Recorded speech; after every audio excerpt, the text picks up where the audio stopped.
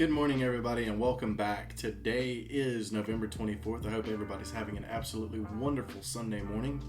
We're going to go ahead and break it on in, so that way we can go ahead and move on. So today's topic this weekend is going to be about the endangered species list, and it's growing again. So this is the second time in the past year, and we're trying to narrow it down as to what is it really. Is it us killing off the environment that the species live in, or is it climate change, which we are also a culprit of? So let's dive on in. So as everybody knows, nearly every animal on the endangered species list is threatened by what us humans have done to their natural habitats. Researchers have examined that 459 U.S. endangered animal species, and they have tried to see where the sensitivity to climate change goes along with their ability to survive. So the studies, they don't look good at all. They found that 99.8% of these species have a trait that narrows it down to either they're not going to survive or they're going to find it harder and harder to survive. It's going to make it harder for them to adapt, mostly due to the fact that their environments are changing way too rapidly.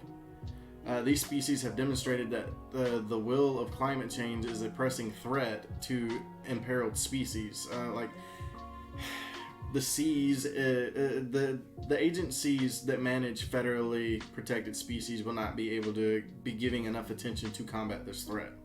Like most of what's going on is not going to be able to be prevented unless climate change itself makes a 180 turn. And we all know that's going to be a very slow 180 turn. Like amphibians, mollusks, arthropods, several different species, they've all been made even more sensitive to the greatest numbers and the greatest effects of climate change. And like most of these will not survive due to their environments not only being eradicated but changed. They're being forced from one area to another. So instead of being in point A, they're now being forced to point B. So to speak, it's not looking good, mostly due to the fact that their environments are getting cut down, they're getting burned, they're being destroyed, houses are going up in the areas, people are trying to keep the animals out of the areas, so they build up fences and stuff like that. You're blocking a creature out of where it has made its home its entire life.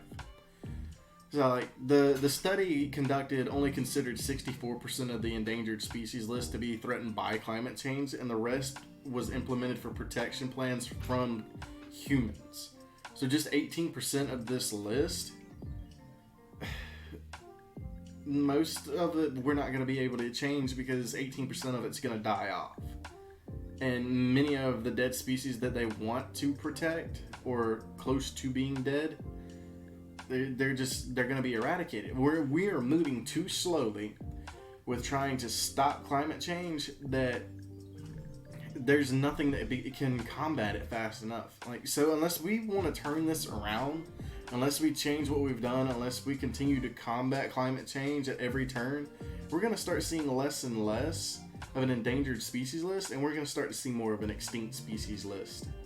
We may not notice it and we may not pay attention, but we will all come to understand at one point in time in our future, when our children ask us about something we've seen animal-wise as children or throughout our lifetime, and it's going to be gone. It'll be eradicated, and we're not going to be able to tell them anything that they won't find in any history books.